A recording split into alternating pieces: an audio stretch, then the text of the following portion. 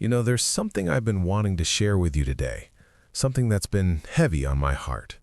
And I believe if you're hearing this right now, it's because God knew you needed to hear it. There are moments in life when God's plan doesn't look anything like what we imagined. And sometimes that plan includes a person who comes into our life when we least expect it. Someone younger, someone different, someone who makes us question everything we thought we knew about his timing. Maybe you've been there, wondering why God would bring someone into your world who doesn't fit the timeline you created, who doesn't match the picture you painted in your mind of what your future was supposed to look like. And I want you to know today that what feels confusing to you right now is actually God working in ways that are so much deeper than you can see from where you're standing. Because God doesn't choose people for you based on your expectations. He chooses them based on what He knows you need to become the person He created you to be.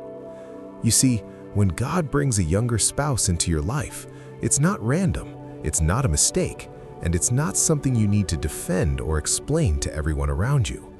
It's a divine appointment, a sacred assignment that carries purpose beyond what anyone looking from the outside could ever understand. And I know the questions that have probably run through your mind late at night when you're lying there in the quiet, wondering if you're making the right choice, wondering what people will say, wondering if this is really God's will or just your own desire. But I want to remind you of something powerful today, something that I hope settles deep into your spirit and brings you the peace you've been searching for. God is not confused about who He placed in your path, and He's not worried about the opinions of people who don't understand the journey He's walked you through. When Samuel went to anoint the next king of Israel, he looked at all of Jesse's sons, the older ones, the ones who looked like they fit the part, the ones who seemed ready and qualified by human standards. But God said to Samuel in 1 Samuel chapter 16, "Do not look at his appearance or at the height of his stature, because I have rejected him. For God sees not as man sees, for man looks at the outward appearance, but the Lord looks at the heart." And isn't that exactly what's happening in your life right now? People are looking at the surface, they're counting years, they're measuring by standards that don't matter in the kingdom of God, while God is looking at something so much deeper. He's looking at the heart of the person He brought to you, and He's looking at your heart, and He knows what you both need in ways that no one else could possibly know. There's a reason why God chose someone younger for you, and it's not about their age, it's about their spirit, their purpose in your life, and the purpose you have in theirs. Maybe you've been through seasons of pain that aged you in ways that numbers can't measure. Maybe you've carried burdens that made you feel older than you are. And maybe God knew that you needed someone whose energy, whose perspective, whose joy could breathe new life into the weary places of your soul. Or maybe it's the other way around. Maybe this younger person God brought to you has been through things that matured them beyond their years, and they need the wisdom, the stability, the grounded faith that you carry because of everything you've walked through. God doesn't make mistakes when He weaves lives together, and He doesn't operate according to society's rulebook or cultural expectations. He operates according to His perfect knowledge of who you are, what you need, and what He's preparing you for. And I want you to hear this clearly today. The presence of a younger spouse in your life doesn't diminish God's plan. It confirms it. It confirms that God is doing something new, something unexpected, something that requires you to trust Him more than you trust the voices around you. Because let me tell you something, the enemy loves to use the opinions of other people to make you second-guess what God has already confirmed in your spirit. He loves to take the age difference, the thing that makes you stand out, the thing that makes people talk, and turn it into a weapon of doubt in your mind. But today, I want you to remember what Paul wrote in 1 Corinthians chapter 1. God chose the foolish things of the world to shame the wise. God chose the weak things of the world to shame the strong. God often chooses what doesn't make sense to the world because He wants to show that His ways are higher than our ways, and His thoughts are higher than our thoughts. Your relationship doesn't have to make sense to everyone else. It only has to make sense to the God who orchestrated it and to the two people living it. And if you know in your heart that God brought this person to you, if you've seen His hand moving, if you felt His peace in the midst of the chaos, then that's all the confirmation you need. Now, let me speak to something that I know weighs heavy on some of you: the guilt, the feeling that somehow you're being selfish or immature or running from something by being with someone younger. I want to release you from that today, because that guilt doesn't come from God. God doesn't bring someone into your life and then condemn you for receiving them. He doesn't open a door and then shame you for walking through it.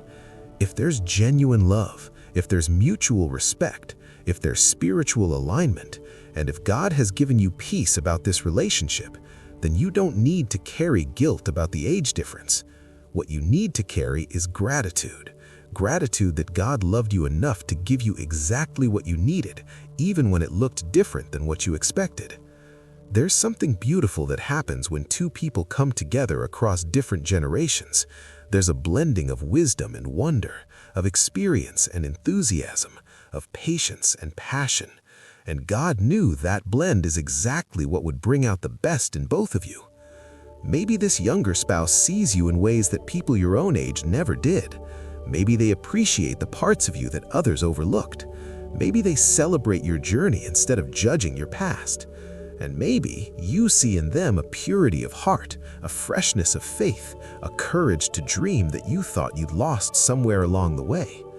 God is strategic, and when He brings two people together, He's thinking about sanctification, about growth, about the iron sharpening iron that happens when two people who are different choose to walk together in love. Proverbs 27:17 says, "As iron sharpens iron, so one person sharpens another." And that sharpening doesn't always come from someone who's walked the exact same path as you. Sometimes it comes from someone who sees the world differently, who challenges you in ways you didn't know you needed, who reminds you that it's never too late to become who God created you to be. And at the same time, you bring a steadiness to their life, a depth of understanding, a perspective that only comes from walking with God through valleys and mountains, through losses and victories. You bring the kind of faith that's been tested and proven, and that's exactly what they need to build their own foundation on. This isn't about one person being better than the other. It's about two people being better together than they ever were apart. And that's the work of God, plain and simple. Now, I know some of you are facing criticism, maybe from family, maybe from friends, maybe even from people in the church who think they know better than God what's right for your life. And I want to speak to that for a moment, because it matters. Jesus Himself faced criticism for who He chose to spend time with, for the people He loved, for the way He defied expectations and broke down barriers that religion had built up. In John chapter 4, Jesus had a conversation with a Samaritan woman at a well, and His own disciples were shocked that He would speak to her, shocked that He crossed those cultural lines, shocked that He didn't care what people thought about it.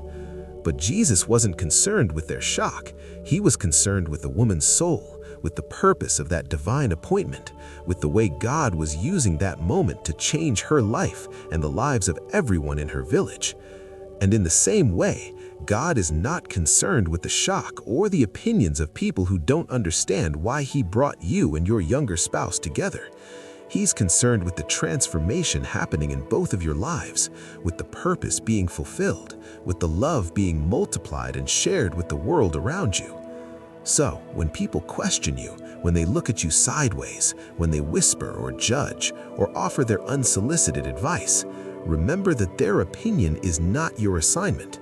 Your assignment is to love well, to honor God in your relationship, to grow together in faith, and to trust that the one who brought you together knows exactly what He's doing. Let me tell you something else that I think is important.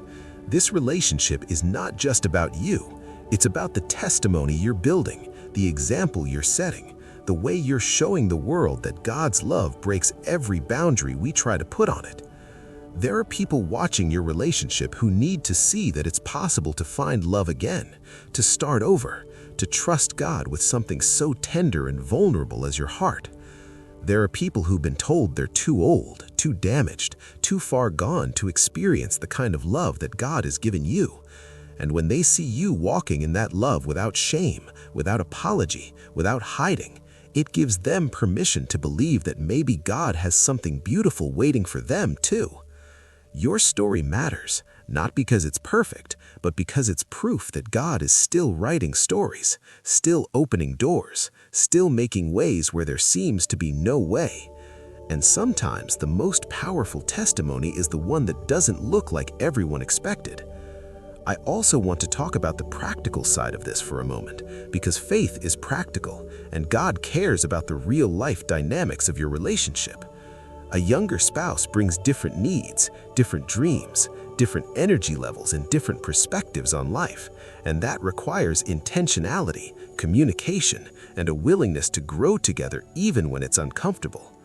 There may be moments when you feel the gap, when you're reminded that you're in different life stages, when you have to navigate decisions about family, about future, about how to blend your worlds in a way that